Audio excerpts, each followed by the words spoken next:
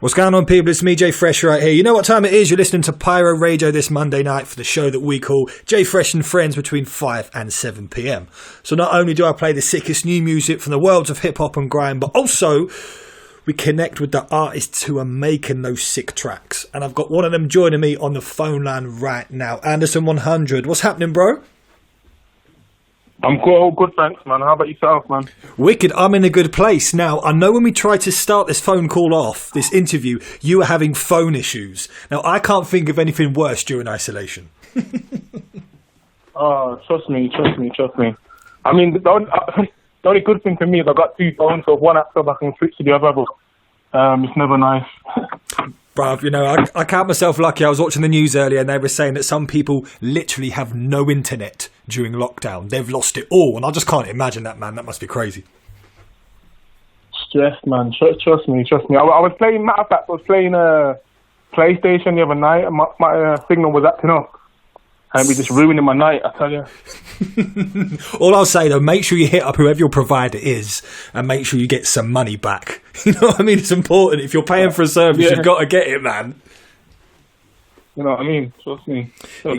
Exactly. Now, it is an exciting time for you right now with the records you've been putting out and, of course, the big collab EP with Capstone Heights as well. So firstly, congratulations, bro, because the project is sick. Yeah, thank you, man. I appreciate it, man. 100%, man. Like, it's my first project, isn't it? So it's good to kind of get a little body of work out there and see what people think, man. It's exciting times. Yeah, definitely. How did you decide that now was the right time to put out that larger body of work? Because, like you said, it's been singles and bits and pieces like that up until this. Why now? I mean, I'd be lying in saying that the virus hasn't like played a part in it, because it did. But I just feel as if, you know, a lot of the time you can drop music and people are always saying, "Oh, what's next? What's next? What's next?" So I think with everyone kind of being stuck indoors, they've got the time to listen to music and stuff. It's like, you know what? Why not give them what they want? Give them, you know, 5 fresh tracks all at once, and now you've got 5 things to take in. So, yeah, man. It just kind of made sense for you. And how have you found the reception to the project so far? It's been good, man. I can't lie. So far, so good. No one's really said anything bad about it. You know, Spazzin's been, we've had a massive reception from Spazzin. A lot of support. That's on the UK rap playlist as well on Spotify and Apple Music. And yeah, man, it's so far so good. So far so good. Good, it's good to hear, man. Now, I would never ask you to pick which of the 5 tracks is your favourite, because I know it's like asking an artist to pick who is their favourite child. But for me, Spazzin was the one that really kind of stood out for me personally as a DJ and a broadcaster, a track that I've been feeling and playing for quite a long time now. So how did that particular track come together and the kind of concept around that? It's quite a tough one, to be honest, because generally when I write songs, I don't really, I mean, unless it was like an album or something, I don't really focus too much on the concept. I just try and flow naturally, whatever comes to mind, and I just go off the top sort of thing. And then if it sounds good, we just go with the flow. It was just a song. It was no different to any other song. We just was in the studio, and it came about. There was no real thought process behind it as such, to be honest with you.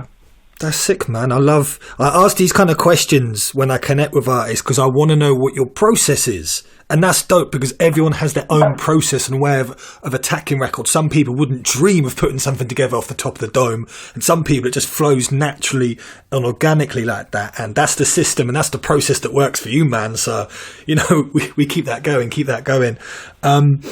You mentioned at the start of our interview, we were talking briefly about the lockdown situation and the new normal life for all of us out there, especially those of us in music. How are you finding your creativity during this period? Is it up? Is it down? Is it through the roof? How is it going for you?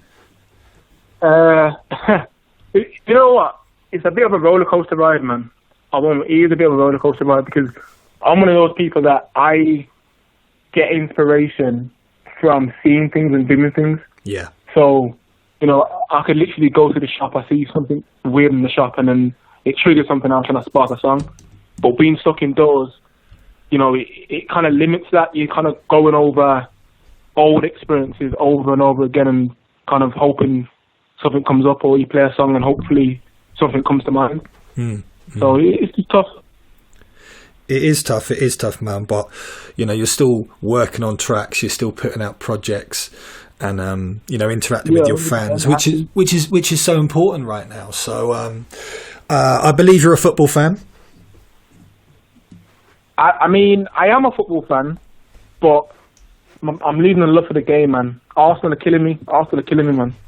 Now listen, if you and I did this interview maybe a decade ago, you as an Arsenal fan, me as a Man United fan, we would be cussing each other out about who's going to win the league. But I don't feel I can have these conversations anymore because our teams are lacking.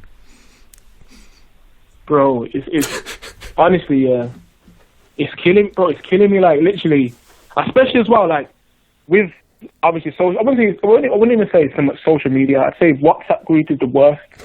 When Arsenal lose a game, the way the WhatsApp group's going off, and I'm just like, rah, you know what? I can't do it. It's too much. So yeah, but I also just I've had enough. But the reason that I brought up football is, firstly, I want to know, how do you feel the Premier League season should be sorted, fixed, resumed, cancelled? What are your thoughts? Because they're still trying to sort it out, man, and everyone's got very different opinions as to what they should do. Yeah, man. I mean, I always said from the start that I feel as if they either should find a way to carry on, or whatever the league standings are now, just go from what it is now. You know what I mean? Because everyone's like, pretty much, there might be maybe a game or two games in between places, but the positions are pretty much, the teams at the bottom and they're pretty much at the bottom, and teams at the top and they're at the top, and like, it's not really gonna. I don't think we should cancel the whole season anyway. I think it'd be unfair to teams like Liverpool, who have had such a sick season, to then not actually win the title. So yeah, but I think they've got some kind of plan in place for that anyway, I think. Yeah, I think, I don't know about yourself, but I follow the daily updates, and, you know, training's allowed, it's not allowed, it's individual. Then I don't know how true it is, but when training resumes, they're talking about people can't tackle each other and they have to disinfectant use that on the pitches and all this stuff. So you get to the point, you go, at what point do you think this is just madness now? Like, this is just too much. Do you know what I mean? But again, as much as it pains me to say it, it looks like Liverpool might win the league. So, you know, this is a tough thing to admit to, especially on air. I noticed on Twitter, actually, talking about football, I swear you retweeted Juan Pablo Angel. Yeah, you know what? I'm not sure what it was. It was a video, which actually was a Angel goal, I think, and it had my song in the background, House Rules. And I just thought to myself, I remember watching Angel at Villa, and I was thinking, back in the day, like, he was the man. So he was a baller. He was a baller, man. Yeah, definitely, man. He used to do bits, man. It's a question that I'm sure is flying around your WhatsApp groups and everything like that. What is the first thing you're going to do when lockdown is over? Bro, that's easy. I've already got the day planned out. Oh, talk. Break it down for me. I need this inspiration. I need this energy. Hit me with it. Bro, it's literally, it's a man's perfect day. I can't lie to you. It's as simple as this. You link the boys, you go to the barbers, make sure you all got a fresh trim. Then you might have to go for, like, either, we said a meal, we don't know where first. We don't know if we're going to go for like a Nando's, or if we're going to go for like a mixed grill. We don't know yet. We ain't really decided. And then I think definitely we got to go for a drink, man. That's just, I mean, it's a lad's day out, basically. That's it. But make sure you look good. Make sure your belly's full. And, you know, get a few drinks down your neck, and that's your day sorted, man. That's it. Do you know what? I think you've literally given me the blueprint for my first day outside lockdown as well. That sounds cold, I can't lie. That is everything right there. Although I get the idea. That's what you need, man. I get the idea it won't be just a 24-hour thing. if there's good food and there's some good drinks and there's some good entertainment, it might end up being a 2 or 3 day situation. But who knows? Sure.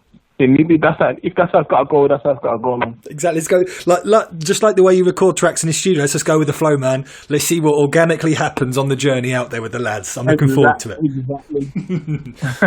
Well, listen, thank you so much for joining us here at Pyro today.